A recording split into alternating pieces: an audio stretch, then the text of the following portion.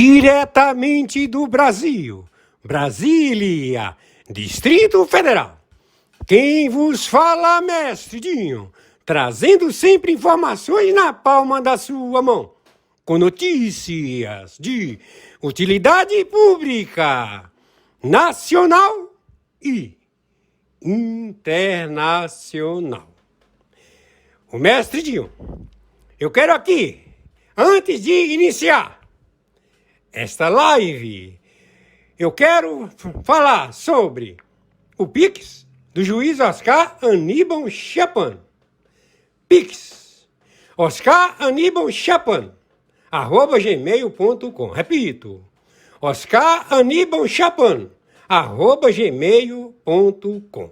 Está na descrição desse vídeo. Muito bom dia, 10 de julho de 2025, horário 9h55. Através do acompanhamento do Civil Law e do Common Law na investigação da cleptocracia da ONU, reduto de narcotraficantes terroristas, funcionários públicos em planos quinquenais, dos funcionários públicos do Executivo, do Judiciário e do Parlamento desses 196 países. Estamos na investigação desta trama que levou a vários planos Marshall desde 1990 até 2017, a um default mundial produzido pela zona do euro, que se estendeu e se estabeleceu a querer tomar terras e todo o componente de terras raras, água potável, minério, petróleo, tudo que for de valor do Brasil, onde se estabeleceu funcionários públicos em todas as repartições de 26 estados e do Distrito Federal da República Federativa do Brasil, que levou um escroquer, um filho da puta, traidor à pátria, Luiz Inácio Lula da Silva, terrorista, narcotraficante, contrabandista de urânio enriquecido, ao qual ele se juntou com Putin, exigiu as centrífugas nucleares, não tendo, se conformou com malas de 007 com explosivo atômico, com radiação de 5 quilômetros a 50 quilômetros. A sua magnitude de explodir. Então essa nanotecnologia está na mão desse filho da puta, Luiz Inácio Lula da Silva, e também do Alckmin, da Al-Qaeda, que se encontra tomando conta dos 9 estados do Nordeste. Al-Qaeda fugiu da Síria e se estabeleceu nos 9 estados do Nordeste, onde esse filho da puta, Luiz Inácio Lula da Silva, estabeleceu a independência de Portugal com a Bahia e os estados do Nordeste, a qual ele está reivindicando como presidente da República a tutela e curatela daquela região. Certamente que ele defraudou o país cobrando impostos que só podem existir através de calamidade pública.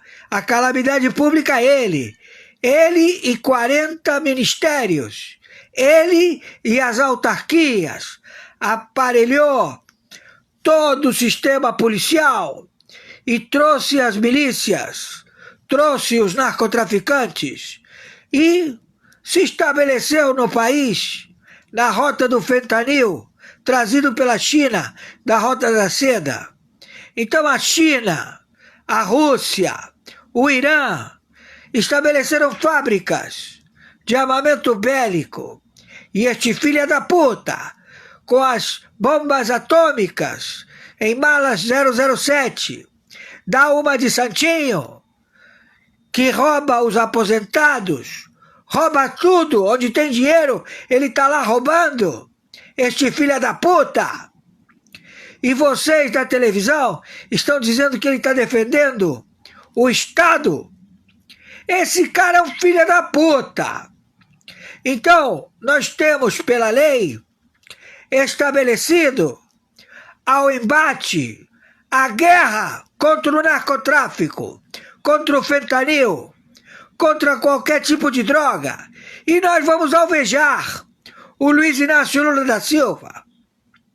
O crime perpetuado por Alexandre de Moraes, careca filho da puta, conjuntamente com Toffoli, Gilmar Mendes, Carmen Lúcia, o Fachin, o Zanin, o Tino, todos eles têm prontuário, todos eles são narcoterroristas, vendem sentença.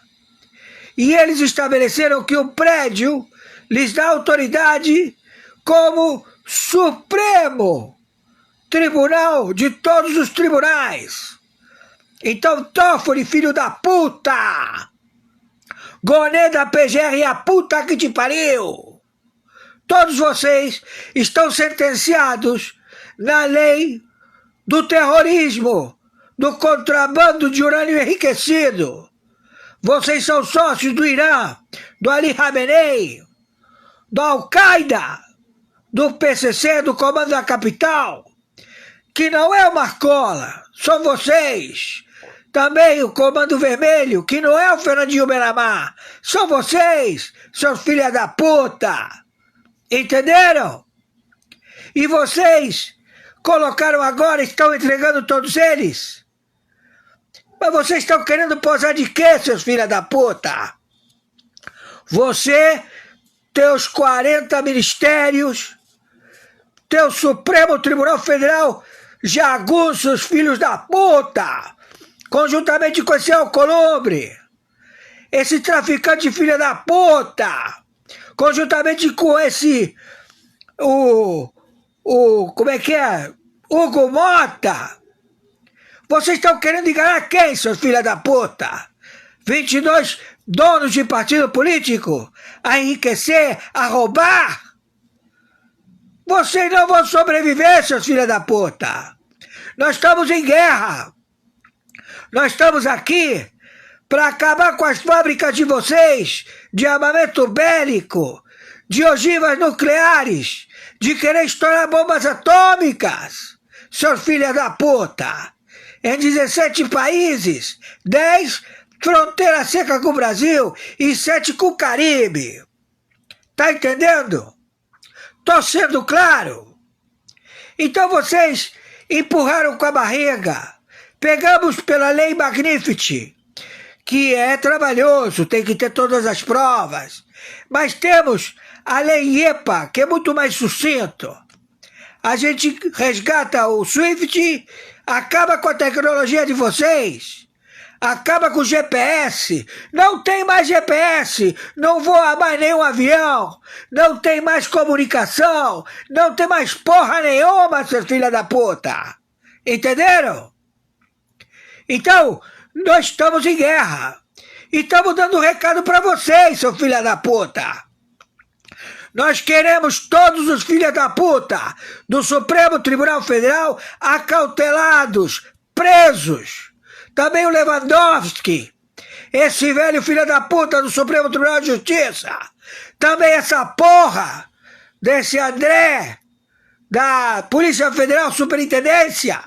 E todos os envolvidos, 10 superintendentes da Polícia Federal, que fazem contrabando de drogas e armas. Entenderam? E nós vamos proceder. E vocês estão esperando o quê? Estão querendo empurrar com a barriga o quê, seu filho da puta? Nós viemos aqui, estamos lembrando da mãe de vocês. Entenderam, seus filhos da puta? Nós estamos em guerra. Vocês são alvo. E vocês vão cair. Entenderam? Então hoje é dia 10 de julho de 2025. não tem tempo. Vocês têm que abdicar, se render, entregar esse governo de filha da puta.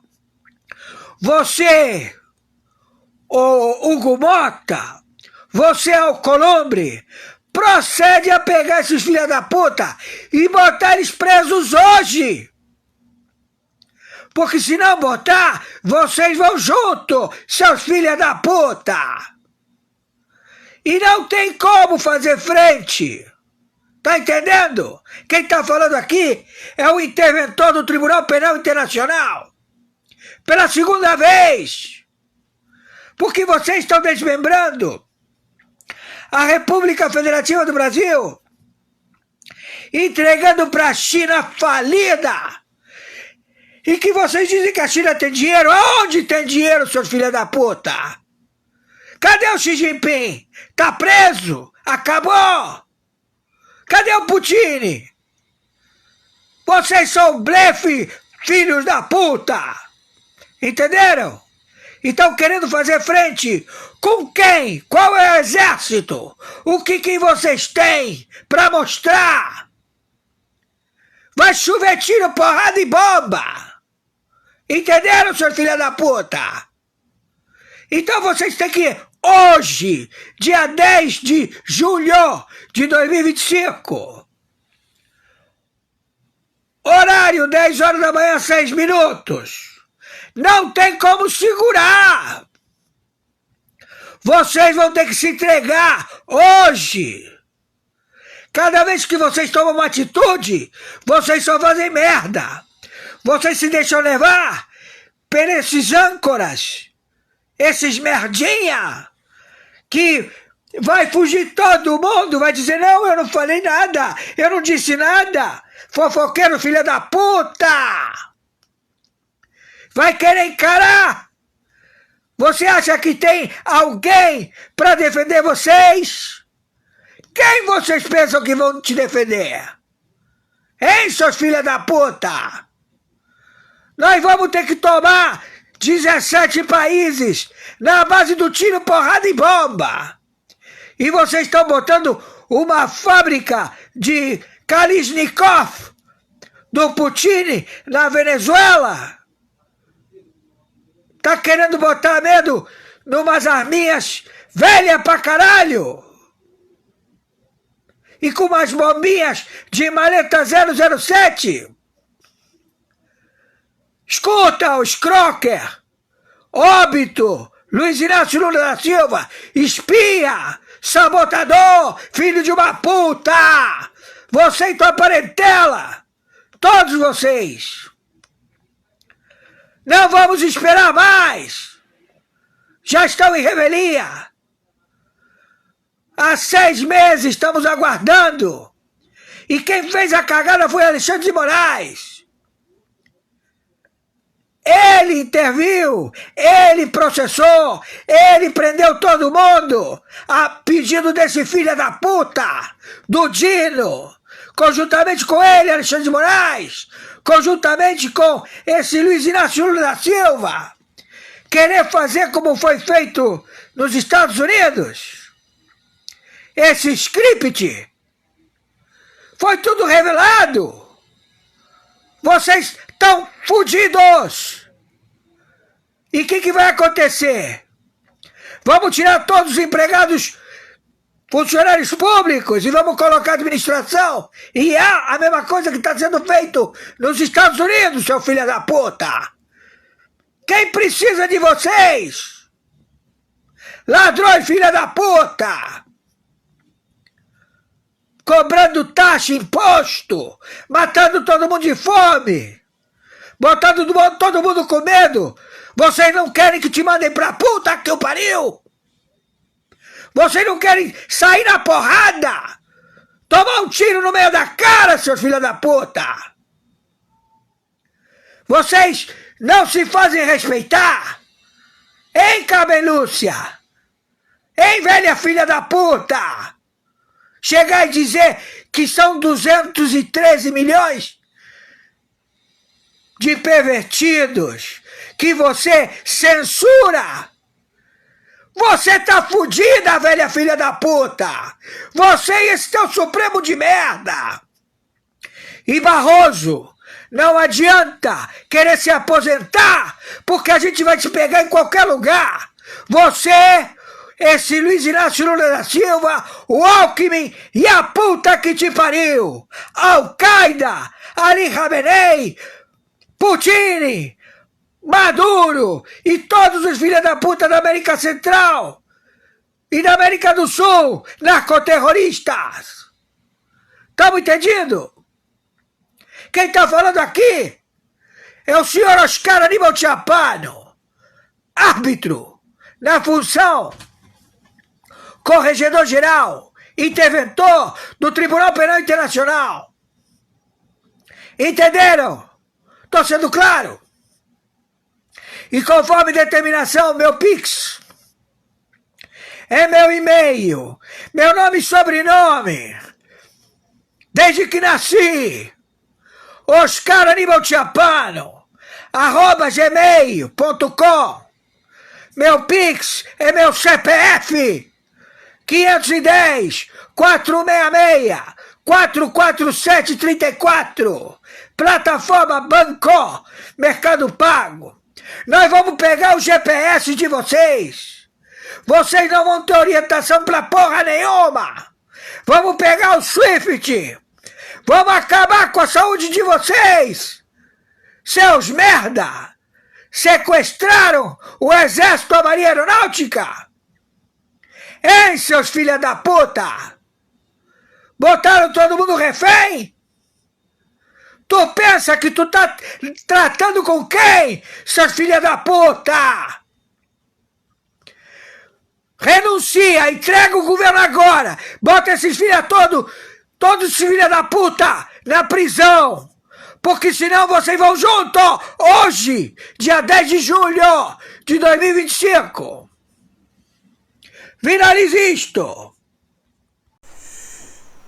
Meus amigos e amigas patriotas, nós acabamos de assistir a live do juiz Oscar Aníbal Chapano, hoje dia 10 de julho do ano de 2025.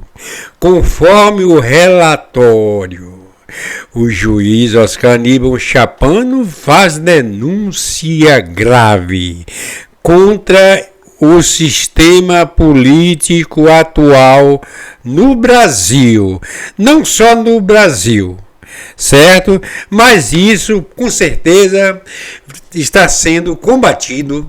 E o que está fora da Constituição Federal vai ser resolvido de maneira na lei.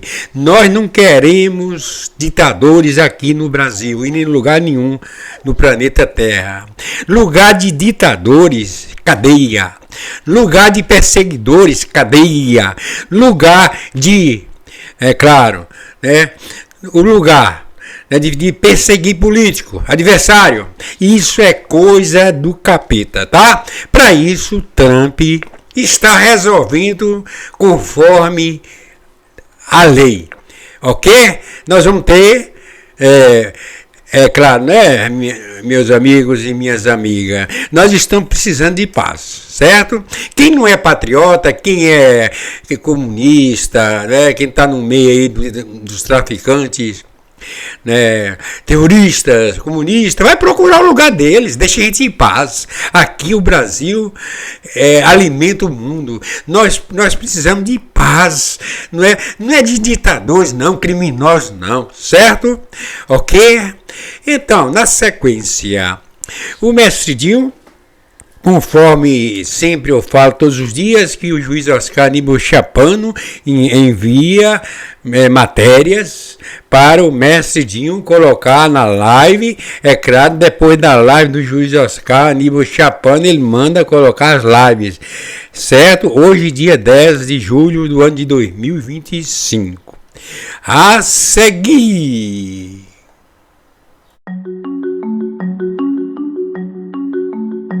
Imágenes difundidas por el centro de prensa de los hutíes muestran el buque Magic Seas antes de que se hundiera en el Mar Rojo. Los rebeldes se han declarado responsables del ataque ejecutado el domingo, alegando que el propietario de la embarcación había utilizado puertos israelíes. El buque fue embestido con lanchas no tripuladas, misiles y drones. En declaraciones a Reuters, el operador del Magic Seas dijo que en otras oportunidades había hecho escala en Israel, pero que el último tránsito por la región parecía de bajo riesgo, ya que no tenía nada que ver con ese país. La tripulación, compuesta por 19 personas, abandonó el barco el domingo y fue trasladada en otra embarcación a Djibouti. En forma de ofensiva por este incidente, Israel atacó puertos y una planta de energía en Yemen, alrededor de la medianoche hora local del domingo, hasta el lunes por la mañana. Las fuerzas de defensa de Israel también atacaron el Galaxy Leader, un carguero capturado por los hutíes en noviembre de 2023. Desde que comenzó la guerra de Israel contra Hamas en Gaza en octubre de 2023, el país ha sido atacado con misiles y cohetes por Hezbollah en el Líbano y por los hutíes en Yemen, quienes dicen que su ofensiva es en solidaridad con los palestinos.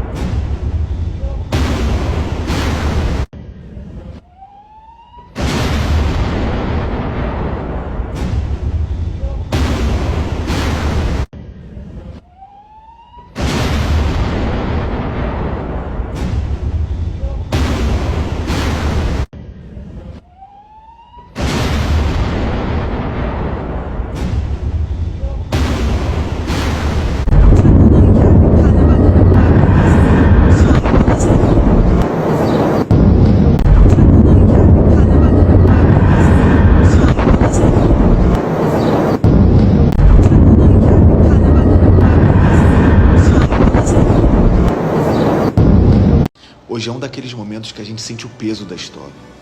Hoje estou dando 10 entrevistas em 3 horas, estou exausto, não dormi a noite. Mas é um momento em que a alma de um povo inteiro se manifesta. Nós estamos vendo com os nossos próprios olhos o Estado de Israel se levantar sozinho e eliminar uma ameaça existencial. Um país pequeno, do tamanho de Sergipe, cercado de inimigos, mas com coragem e memória. Meu avô não tinha para onde correr no Holocausto. Eles foram perseguidos, humilhados, assassinados. Hoje nós temos caças no céu. Temos soldados que protegem cada criança, cada lar. Temos soberania, temos voz. O Irã jurou nossa destruição. Mas quem falou mais alto foi o Estado de Israel. E não porque buscamos guerra, mas porque aprendemos que esperar pelos outros pode custar a nossa existência. Hoje não esperamos, hoje nos defendemos pela vida, pela dignidade, pela eternidade do povo judeu. Am Israel Chai.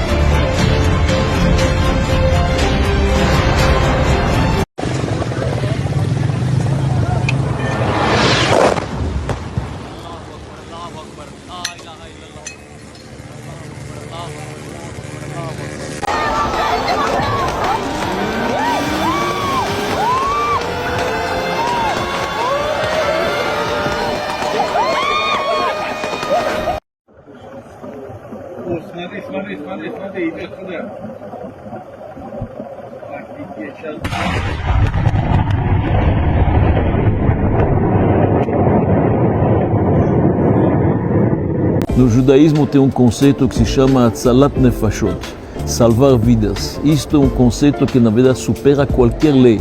Mesmo no meio de Yom Kippur tem que sair da sinagoga e salvar as pessoas, salvar vidas. Quem faz isto no Brasil é a Atzalá.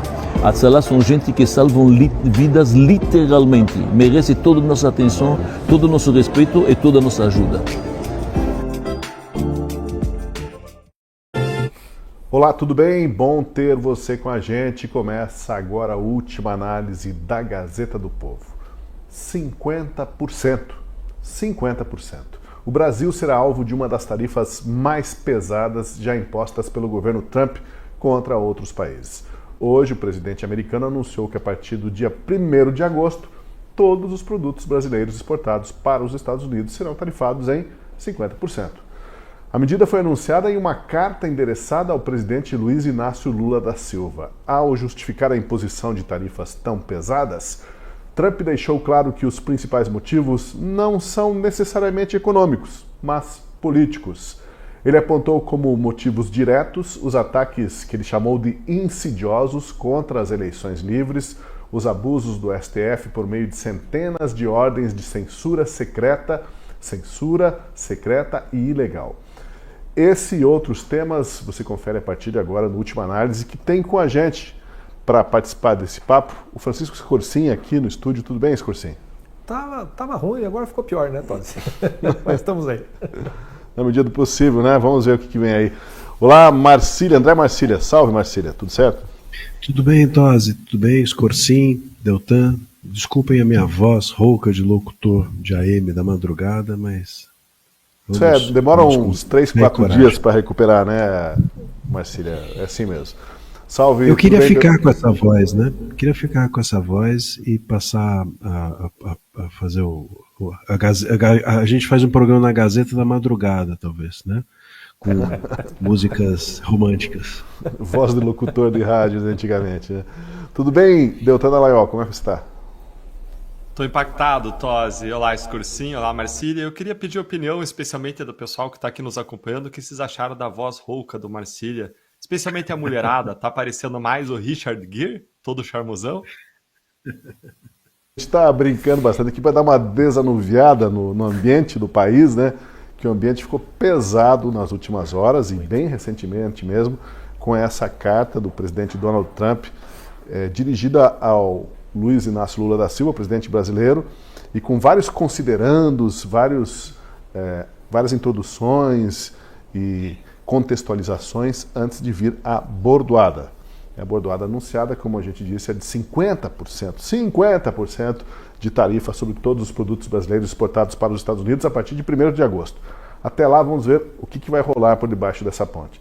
Mas qual a melhor forma de a gente fazer, se não lendo então a carta, né? Apresentando essa carta e lendo e vendo os argumentos do Trump, discutindo esses argumentos, contextualizando para a nossa realidade aqui e talvez fazendo aquilo que o presidente Lula está fazendo agora. Parece que ele convocou uma reunião de emergência e está discutindo lá. De quem é a culpa disso? Tem culpados nessa história, deve ter muitos culpados aí, mas a gente vai debater todas as implicações dessa carta, o contexto e tentar compreender o que acontece fazendo isso, lendo primeiramente a carta. Está aí, começa ali, né, Sua Excelência, Luiz Inácio Lula da Silva, presidente do Brasil, aquela cabeçalho tradicional, e aí vem. Conheci e tratei com o ex-presidente Jair Bolsonaro e o respeitei muito, assim como a maioria dos outros líderes de países. A forma como o Brasil tem tratado o ex-presidente Bolsonaro, um líder altamente respeitado em todo o mundo durante seu mandato, inclusive pelos Estados Unidos, é uma vergonha internacional. Esse julgamento não deveria estar ocorrendo. É uma caça às bruxas que deveria acabar imediatamente. Essa é a primeira parte da carta do Trump. Por enquanto não fala de tarifa, né? Ele repisa um tema que ele já mandou 2 avisos nos últimos 2 dias como introdução dessa carta. E curioso que a carta do Trump parece que ela, diferente da carta para outros países, tem esse forte elemento político. O que dizer dessa abertura? Começo eu? Pode ser, assim. É curioso que o Trump foi uma das coisas que caixa alta e ponto de exclamação em documento oficial é mau sinal, né? É mau sinal. A gente já está acostumado com o Alexandre de Moraes fazendo isso, decisão judicial, vem essa carta oficial do governo americano. Mas é evidente, né, que se você começa uma carta falando sobre uma questão como essa, tudo que vem depois tem de ser considerado, analisado, e ponderado à luz desse fato. Esse é o fato mais importante. Ele começa a carta falando disso, né? Por mais que vai entrar na dimensão econômica de tarifas, etc. e tal, a impressão que a carta passa é que, não havendo isso, talvez a forma de lidar com a questão econômica fosse completamente diferente. E talvez seja o ponto mais importante da carta seja essa abertura, porque a dimensão da dissonância cognitiva, vou colocar essa expressão aqui, no STF, na parte do governo, na parte de boa parte da imprensa, né, talvez seja a coisa que mais precise ser combatida hoje em dia. Porque todas as vezes que vem a acusação do que está sendo feito pelo STF, fingem-se de surdos. Não contestam, fingem que não está acontecendo nada daquilo. A gente vai chegar em outros pontos da carta que ele vai claramente dizer qual é o problema, e esse problema simplesmente é deixar de lado.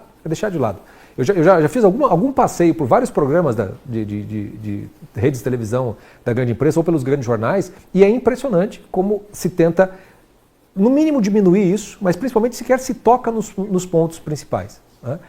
Então, é claro que a hora que o Donald Trump abre a carta dele falando sobre a situação do presidente Jair Bolsonaro, esse é o ponto. Esse é o problema, né? Toda a discussão econômica, ela pode até acontecer, acredito que vai acontecer, e até segundo os economistas, até os Estados Unidos têm mais a perder do que o Brasil nesse momento. Mas o fato é que essa dimensão econômica ela é 10% do problema e das consequências que advirão se os Estados Unidos dobrarem mais a aposta. Porque aqui nós estamos experimentando agora, ou pelo menos o governo e o STF está experimentando, o que é ter alguém com poder na caneta e sem medo de aplicar e meio que dane-se. Porque é o que o Alexandre de Moraes está fazendo. Alexandre de Moraes está fazendo com a Constituição, com o Brasil como um todo. É mais ou menos um teste de força. Se dobrar a aposta, vai apanhar mais ainda do que já está apanhando, né? Mas é claro que tudo vai acabar sendo um cálculo eleitoral, né? Quer dizer, o que o Trump está fazendo aqui não vai servir aos propósitos eleitorais de um governo que está disposto a jogar gasolina, jogar lenha na fogueira para poder conseguir uma eleição. No Canadá, o Donald Trump conseguiu fazer os conservadores perderem uma eleição atuando de uma maneira muito pesada com relação ao contexto daquele país. Lá, eu acho que saiu de graça, foi um ataque gratuito. No Brasil, o contexto é muito diferente, então não é tão simples assim o governo Lula, da noite para o dia, parecer que é nacionalista e que está defendendo a soberania nacional. Mas que corre o risco do Trump, ao dar essa cartada, dar ao governo algo que ele não tinha, que é algo para poder combater eleitoralmente, eu não sei e temo que essa seja a escolha do governo brasileiro, de fazer disso um trunfo eleitoral e dane-se o país.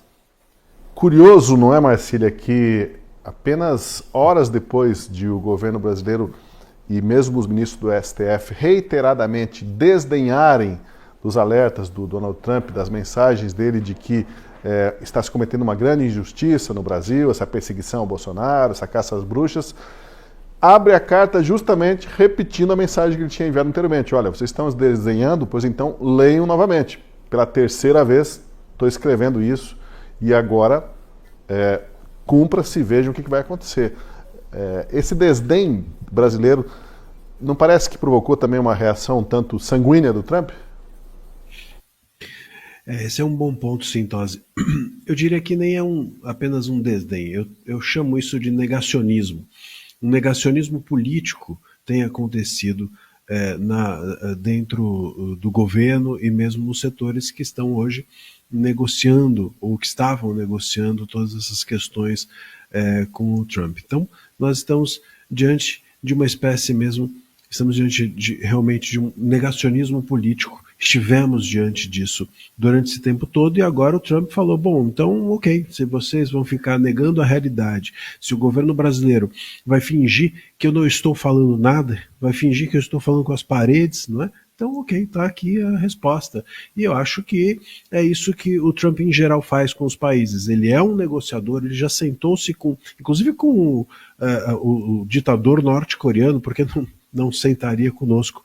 Mas ele também não é alguém que vai simplesmente recuar quando não lhe ouvem. E é isso que estava sendo feito e está sendo feito dentro do Brasil. O STF está num bunker institucional, o governo brasileiro está num negacionismo político em relação a isso, fingindo que eles não têm que fazer nada, né? Hoje a própria Janja chamando jornalistas de vira-latas, quer dizer, o Brasil ele entrou nesse lugar. E diante desse lugar, é óbvio que não tem saída, não tem uma saída negocial. E aí a gente precisa agora, eu acho que a gente está numa encruzilhada, né? O que a gente vai fazer? A gente vai recuar e vai entender que essa realidade está à nossa porta, ou nós vamos nos fechar por completo e falar assim, não, nós não queremos mesmo interferência, então vamos nos fechar como a Coreia do Norte fez, como a Venezuela fez, como Cuba fez. Eu acho que a gente está antecipando até uma questão que estava posta ou que estaria posta nas eleições do ano que vem. O que nós queremos para o nosso futuro, né? Agora, nós vamos ter de nos haver com essa realidade, porque economicamente isso prejudica o Brasil, e óbvio que o mercado, enfim, todos os setores econômicos vão cobrar uma resposta do Lula. E aí, a gente vai se fechar de uma vez, ou a gente vai sentar e levar a sério o que estão dizendo? E olha só, o que está sendo dito, sobretudo nesse início de carta, né? Fala-se do Bolsonaro, fala-se do bolsonarismo, fala-se a respeito do STF, e pode parecer que isso é uma mera questão política, que é porque o Trump é amigo do Bolsonaro ou disso daquilo, mas veja só, a falta de liberdade dentro de um país, o apoio do Brasil a ditaduras, o Brasil completamente desconectado do mínimo de civilidade no mundo, afeta os negócios. Um país sem liberdade de expressão é um país, óbvio, por consequência, sem liberdade econômica. Um país que se fecha dentro de si mesmo para as liberdades é um país que põe em risco toda a possibilidade de negociação econômica. Então a gente está aparentemente não falando de economia, nesse início de carta sobretudo, mas está falando de economia. É preciso que a gente entenda, sem liberdade não é economia. Hoje em dia, esse é um ponto pacífico. Então, essa insistência até mesmo com a questão do Bolsonaro é porque um país sem legitimar a possibilidade de alternância política, sem legitimar a possibilidade de que exista uma direita, sem a possibilidade de que exista legitimado dentro do país o bolsonarismo, bom, é um país que não leva a sério a sua política, é um país que se fecha politicamente, não tem liberdade política, um país que também se fecha em relação a questões como a do STF. É um país que não tem liberdade de expressão. Então, sem liberdade política, sem liberdade de expressão, não tem economia. Né? Então, sim, estamos falando de economia quando o Trump sim está falando de economia quando diz que dentro desse cenário em que o Bolsonaro é deslegitimado, o bolsonarismo é deslegitimado e o STF manda no país, não tem como, e não tem mesmo como você ser viável economicamente e dialogar com os países civilizados que estão levando a sério a sua política interna, as suas liberdades e até mesmo a sua economia por consequência. Quero saber do Deltan Dallagnol, como é que foi a tua reação, Deltan, ao receber o impacto da notícia e ao ler a carta. A gente vai ler outros trechos da carta, mas já com essa introdução. Bom, Tosi, a carta é muito, muito forte. Eu queria trazer um contexto anterior, dar um passo atrás. O Trump ele tinha anunciado um tarifaço no começo de abril e esse tarifaço atingiu mais de 180 países. Aí essa medida do Trump ela chegou a ser suspensa pela Justiça dos Estados Unidos, mas aí uma outra decisão retomou as cobranças e para a maior parte dos países a cobrança ficou aí em 10%. O Brasil estava com uma taxa de 10%, fora o aço e o alumínio. Aço e alumínio, o Trump estabeleceu de 25% e depois em junho dobrou para 50%. E depois a gente vai falar de impacto e já vai mostrar que isso gerou um grande impacto nesse mercado específico de aço e alumínio.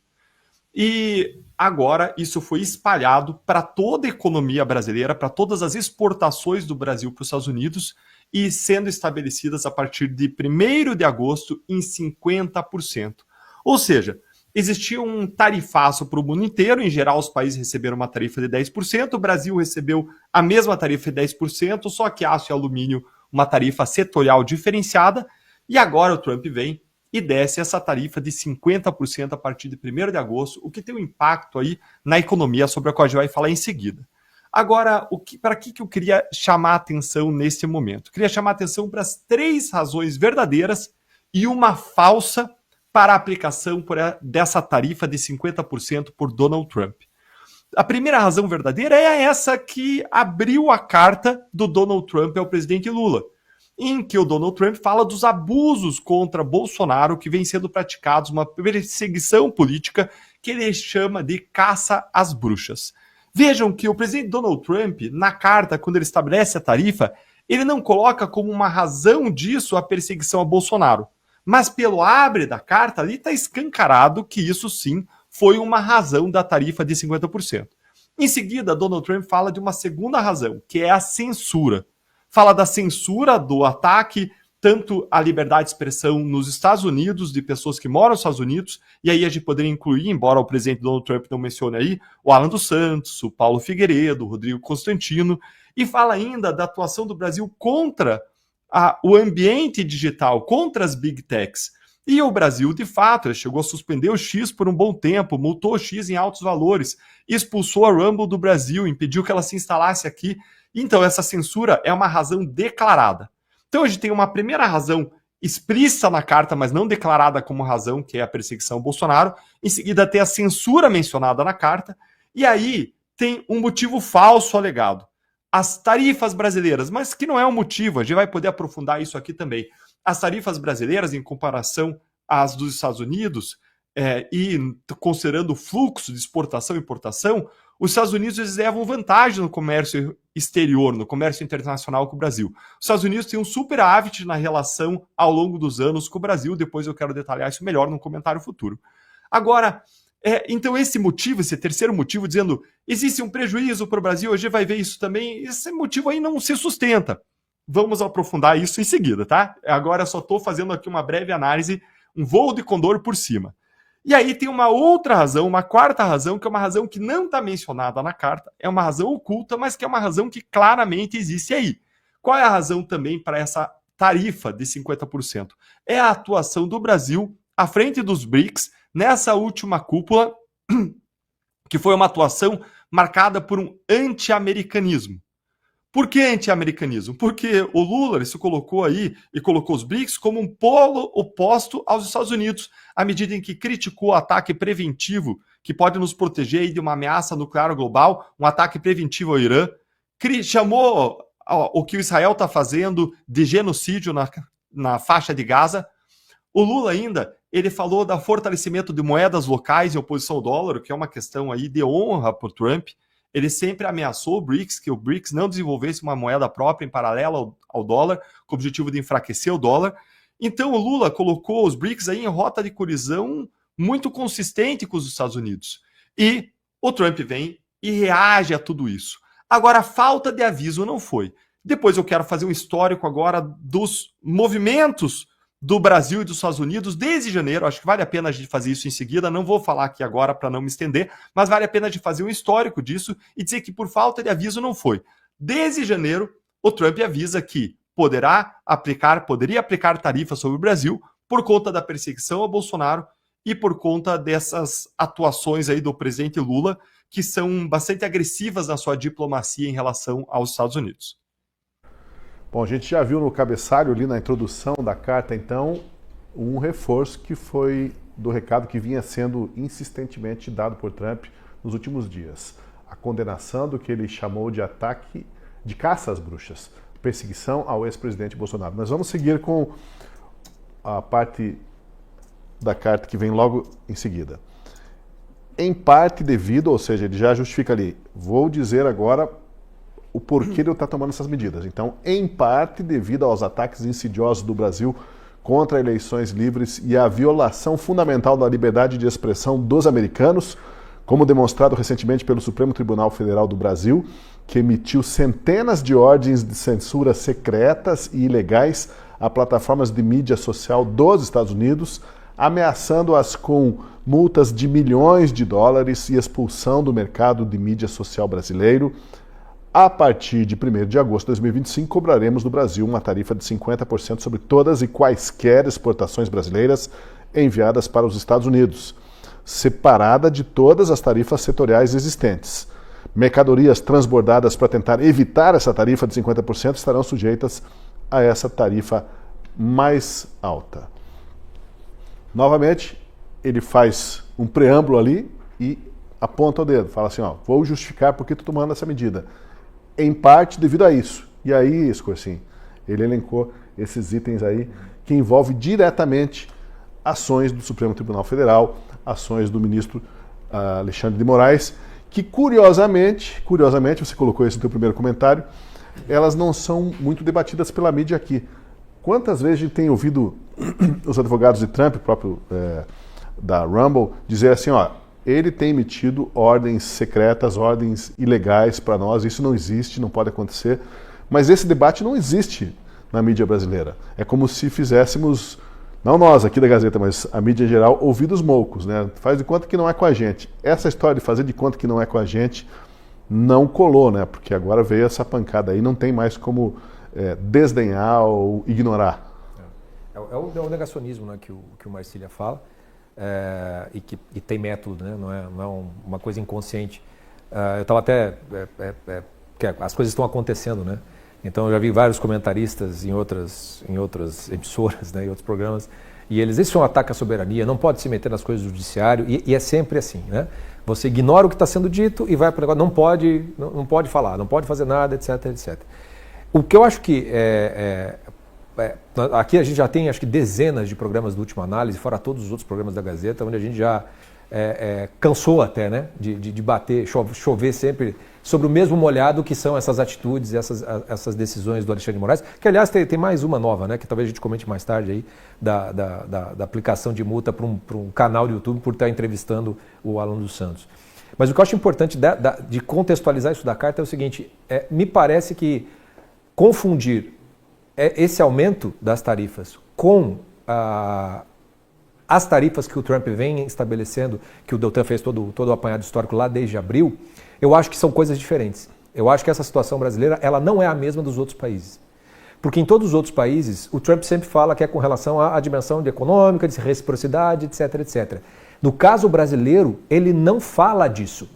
Ele claramente diz ali, estou estabelecendo tarifas de 50% por causa do STF e daquilo da perseguição judicial que está sendo feita ao Bolsonaro. Portanto, não é uma elevação de tarifa, é uma sanção.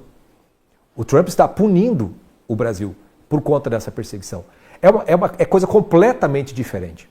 Não é uma questão econômica pura e simples. Tanto que a questão econômica pura e simples, ele deixa ali a parte das tarifas setoriais. Quer dizer, se resolvermos a situação do Bolsonaro, de certa maneira, esses 50% caem. E as demais tarifas vão continuar valendo como estavam valendo ali antes. O fato de depois disso, ele daí sim entrar na dimensão comercial, que os Estados Unidos está perdendo, etc e tal, aí a gente pode entrar dentro daquela estratégia do Trump, que eu não sei se funciona, que é aquela de tentar usar pela economia para se conseguir uma série de outras questões, né? Usar a economia como uma moeda de troca ou como uma forma de, às vezes até de chantagem mesmo, para se conseguir outros benefícios. Mas o caso brasileiro não é esse. Não é esse.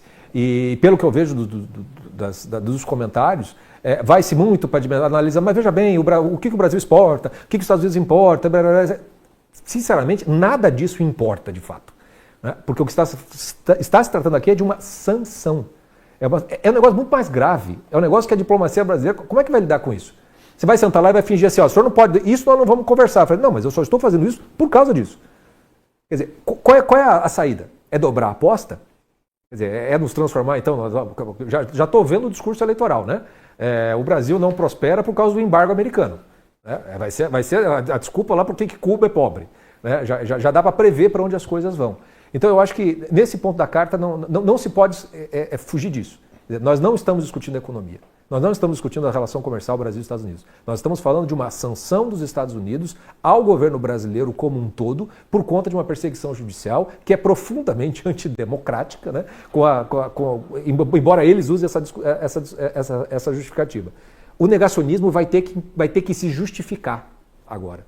Não me parece que seja possível o governo brasileiro fazer uma defesa sem justificar como é que pode uma ação ilegal, secreta, do Alexandre de Moraes ser aceitável. Porque até agora, a grande imprensa no Brasil, ninguém entra nesse termo.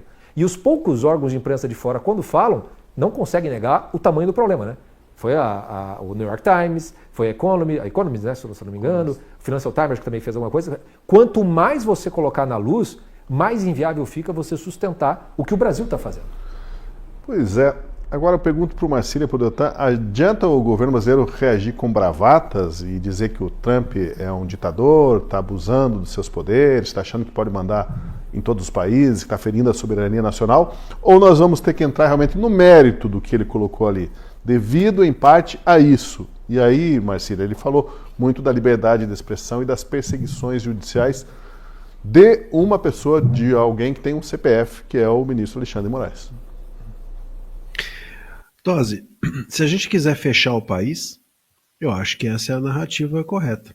Aliás, eu vi já um artigo do Globo, se eu não me engano, dizendo isso. Olha, isso é uma oportunidade agora para que o governo faça a narrativa, todo o Brasil se una em torno do Lula. Bom, se é isso, se a gente quer fechar o país, tá certo, tá uma boa análise. Essa é a narrativa correta.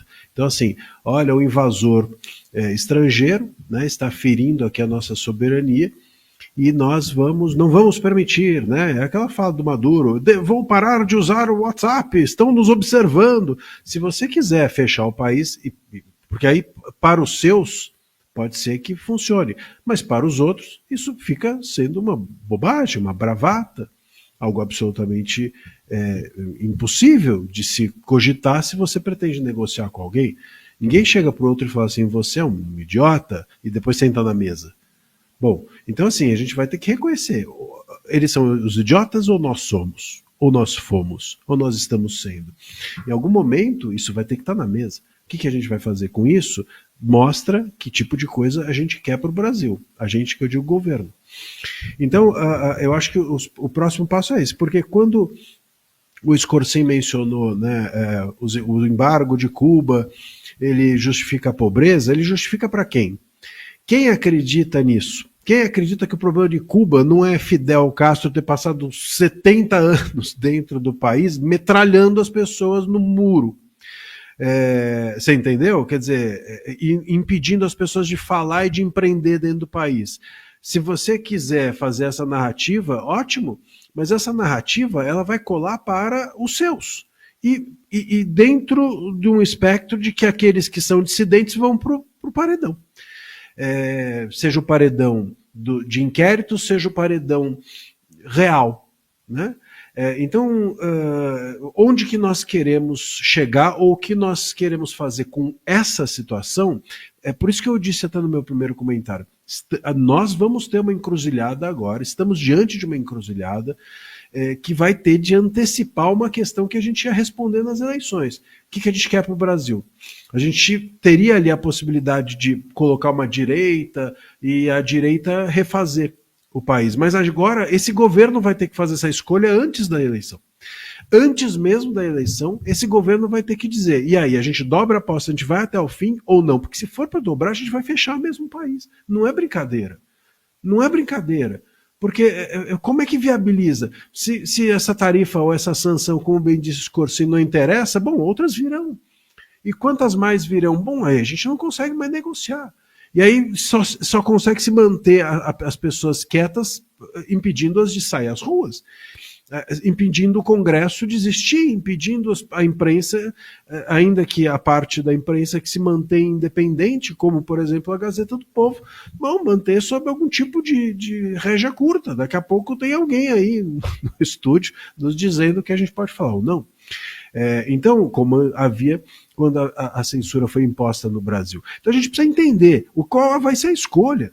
Essa encruzilhada está agora diante do governo. Eu tenho receio dessa tal reunião de emergência, porque só tem pessoas incapazes de entender esse cenário lá dentro dessa reunião de emergência nesse momento. Eu não tenho a menor sombra de dúvida.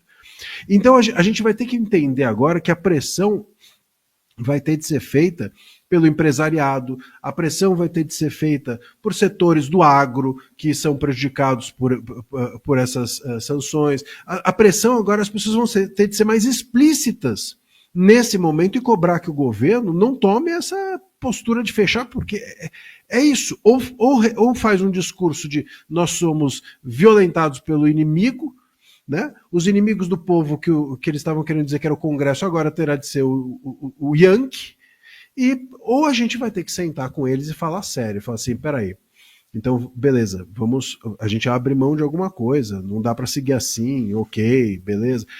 E olha, e uma outra questão que eu também coloquei no meu primeiro comentário e quero aprofundar rapidamente aqui, é uma ingenuidade tremenda, se nós entendermos, nós governo, entendermos essa carta como um manifesto pró-Bolsonaro. Não é um manifesto pró-Bolsonaro. É um aviso de que nós estamos fechando o nosso país para liberdades, inclusive econômicas. Quando a gente se alia ao pior, quando a gente faz negócio com China, Putin, não sei o que mais, Irã e essas coisas todas, bom, nós estamos fazendo uma escolha também econômica. E é uma escolha que tem na raiz o impedimento do Bolsonaro. O Bolsonaro não poder voltar ao poder é uma forma de dizer, nós vamos seguir com esse tipo de política, nós vamos seguir com esse tipo de escolha econômica. Vocês entendem? O Bolsonaro aqui é um ponto de partida para algo maior, que é, vocês estão fechando aí a sua economia, vocês estão fechando a sua política, estão impedindo que nós, Estados Unidos, dialoguemos com vocês. É isso, está escrito na carta, aliás, um trecho que a gente vai ver adiante. Então, me parece que esse é o ponto. Essa encruzilhada agora vai ter de ser resolvida por todos nós. Será muito ruim se essa reunião de emergência sair hoje de lá alguma frase de efeito dessas castrenses.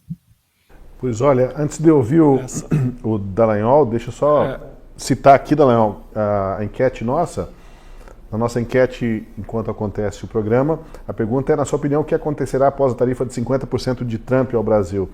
E 55% do pessoal acha que o governo vai culpar o Bolsonaro. Como disse o Marcília, vão querer reduzir as coisas em torno da figura do Bolsonaro.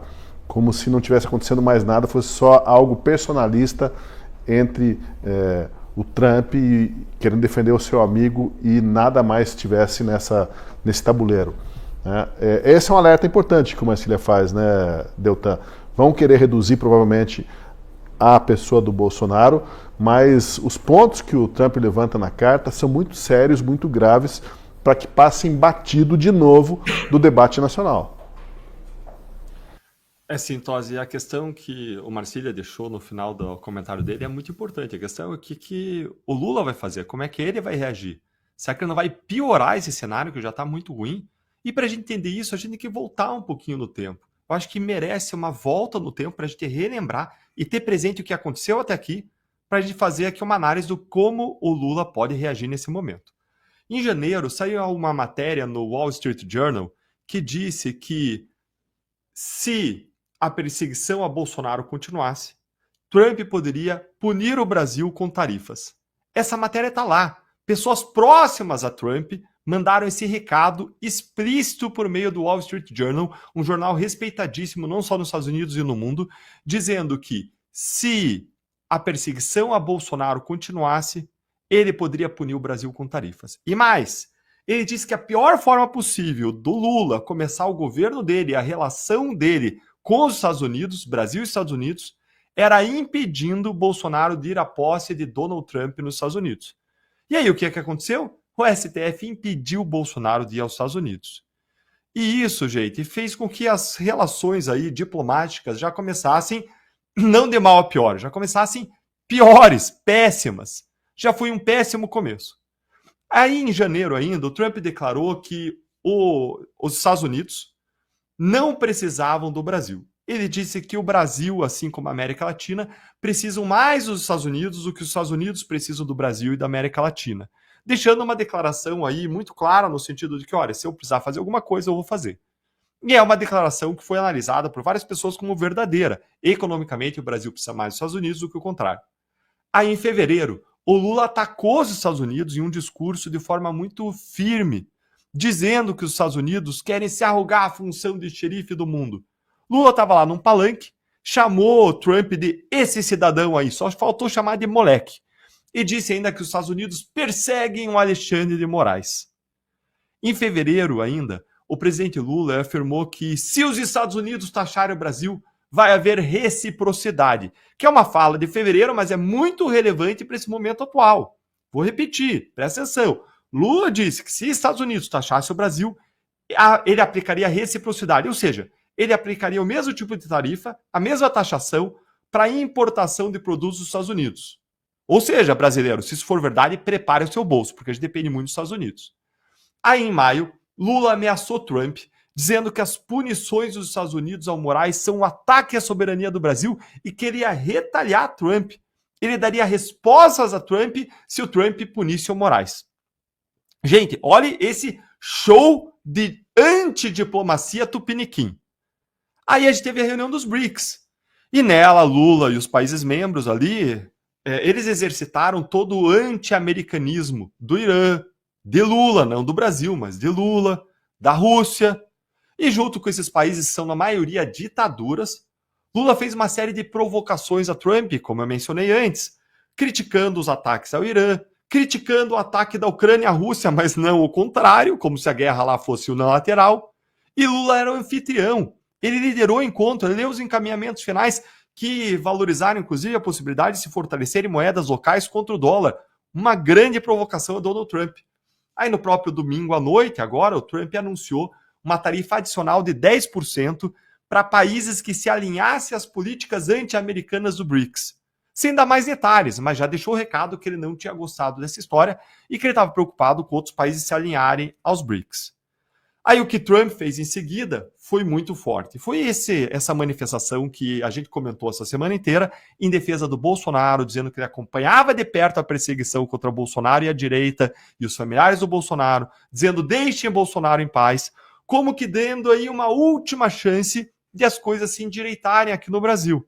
E aí Lula mais uma vez reagiu, dizendo que o Brasil não aceita interferência de quem quer que seja. Quando o próprio Lula tinha feito interferência na Argentina, indo lá abraçar a Cristina Kirchner. Olha, se a interferência o que o Trump fez em relação ao Brasil, é muito pior o que o Lula fez indo lá abraçar a Cristina Kirchner na Argentina e segurando plaquinha. Libertem Cristina livre, né? E é muito pior também o que o Lula fez, mandando um avião entrar no Peru e tirar de lá, suprimir de lá, a Nadine Heredia, que devia ser punida por corrupção, condenada. Então, a gente vê aí uma série de provocações de Lula ao Trump e Lula criticando Trump naquilo que ele mesmo, Lula, faz de modo incoerente e contraditório. Ou seja, uma atuação antidiplomática de Lula em relação aos Estados Unidos. Lula plantou o que o Brasil vai colher agora, essas tarifas. Alexandre de Moraes plantou por meio da perseguição a Bolsonaro e à direita no Brasil, e Lula vai colher uma tempestade cujo vento ele plantou. Lula plantou essa tempestade ao atuar na sua diplomacia de forma antidiplomática, atacando os Estados Unidos vez e vez de novo. Aí, como resultado dessa estratégia genial do Lula e como resultado da perseguição contra Bolsonaro, a gente viu hoje a embaixada americana endossando as declarações do Trump, afirmando que a perseguição contra Bolsonaro é vergonhosa, e aí o Trump pessoalmente anunciou as tarifas. Não tinha anunciado ainda o valor, mas anunciou as tarifas. Pouco tempo depois, questão de 1 a 2 horas depois, veio o valor das tarifas de modo surpreendente. E deixa eu falar uma coisa para vocês. Essa tarifa aplicada por Trump é inédita no mundo. Em todos os outros casos que o Trump tarifou, foi um caso de tarifa por questão de balança comercial, por questão de protecionismo que os outros países colocam em relação às suas mercadorias, produtos. Em todos os outros casos, teve uma justificativa econômica legítima. Mas no caso brasileiro, não existe uma justificativa econômica legítima. É uma punição, é uma sanção e é algo inédito em relação a tudo que o Trump fez em relação a qualquer outro país do mundo. Mesmo a defesa que o Trump fez do Bolsonaro é algo inédito. Existiram algumas defesas anteriores, como o do Trump em relação ao Benjamin Netanyahu, aplicando punições para o Tribunal Penal Internacional, para os 4 juízes, para o promotor-chefe, mas com o grau de pessoalização e com uma punição a toda uma nação, a todo um país, é algo inédito. Nunca aconteceu nada parecido. O Brasil está despontando como o primeiro caso inovador, mas inovador para ruim.